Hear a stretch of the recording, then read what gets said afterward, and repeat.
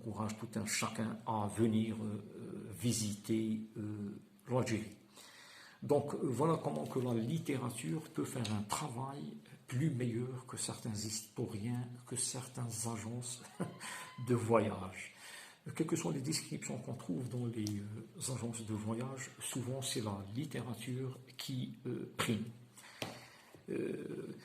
Bon, voilà, et en page 73 et 60, en page 73, il y a une très très belle description de Annaba, et je vais vous laisser la curiosité d'aller lire le livre. Et en page 79, il y a une très très belle description aussi d'Alger, parce qu'elle passait ses vacances à Alger avant leur départ en 62, et elle en a gardé de très très bons souvenirs. Elle va détailler et décrire pas mal d'endroits à Alger. Mais voilà, moi, pour conclure dans ce livre, c'est un livre que je conseille à tout un chacun. C'est un livre très très intéressant, mais néanmoins, je souhaite en conclure, enfin pas en conclure, non, je souhaite ne pas passer sans pour autant dire deux points. Il se trouve que le colonialisme a été, c'est-à-dire en dépit de ces descriptions et de cet écrit humanitaire, a été d'une infamie grande envers les Algériens. C'est pour cela qu'il y a eu toutes ces...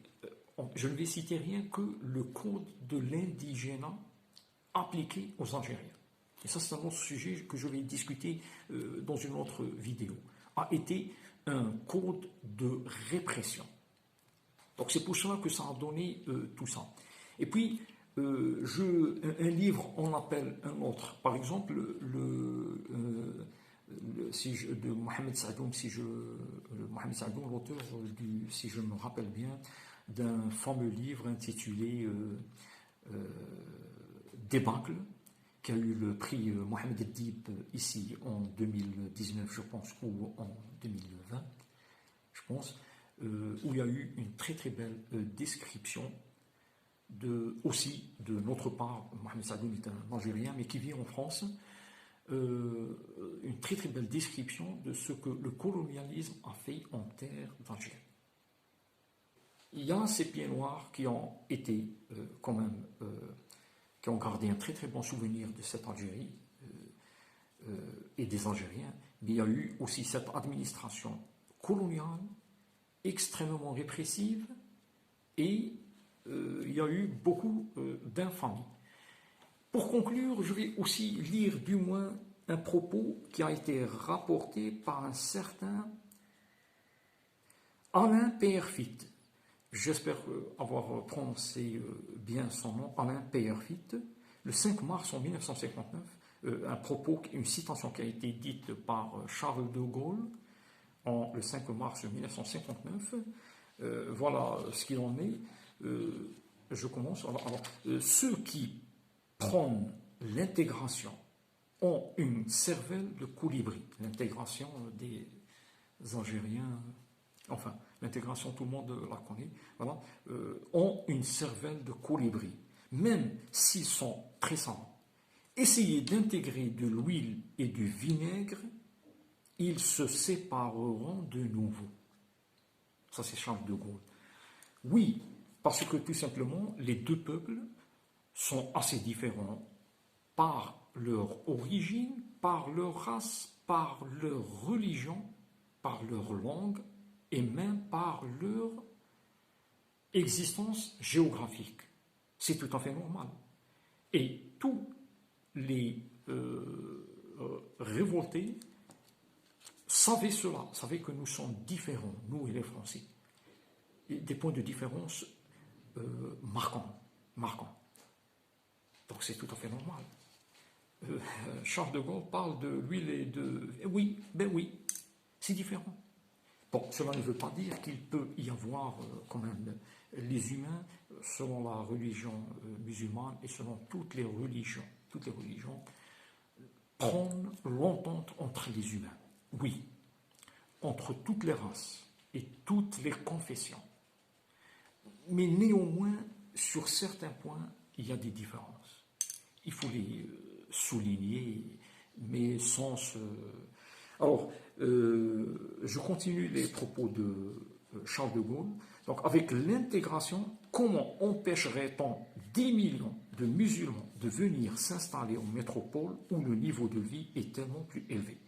Mon village ne s'appellerait plus Colombey, les 2 églises, mais Colombey, les 2 mosquées. Eh bien, il y a eu la guerre de libération et il y a eu la libération du territoire algérien. C'est tout à fait normal. Donc, l'aboutissement, c'est tout à fait normal, nous allons dire que ces rébellions ne se sont jamais arrêtées. Voilà les différences auxquelles on ne peut pas fermer l'œil, mais toutefois, je souhaite que, du moins, peut-être que j'ai un peu mal expliqué ce que je veux dire entre différences et puis l'humanisme, donc j'ai parlé d'humanisme, de différence. Nous allons dire que les religions, toutes les religions, parlent d'entente entre les êtres humains, parlent de tolérance entre les êtres. Ça, nous devrions tous le prôner. Mais cette petite remarque de différence, nous ne devrions que la prendre en compte et du moins la signaler. Donc la chaleur que dégage ce livre, peut-être c'est un pansement à toutes ces blessures de l'histoire.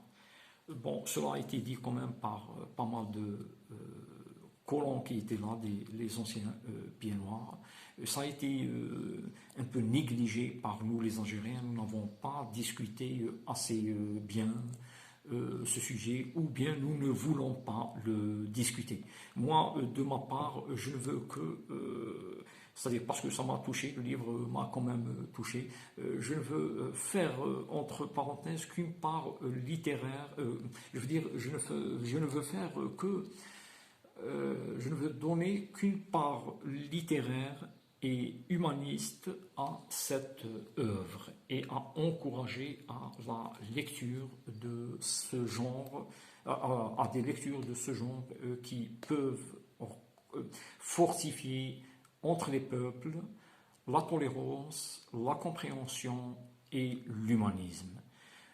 J'espère que mon explication à ce livre-là plaira à Madame Denise Morel-Ferlat et qu'elle ne trouvera pas une dénaturation des propos qu'elle dit, parce que j'insiste que son œuvre, dans le fond, n'est rien qu'une œuvre, plutôt elle est une œuvre humaine de nostalgie, de bonne description, où il y a énormément de points forts historiques qui peuvent servir comme matière de recherche aux universitaires et même aux historiens. Donc je vous remercie de m'avoir entendu. Wassalamu alaikum.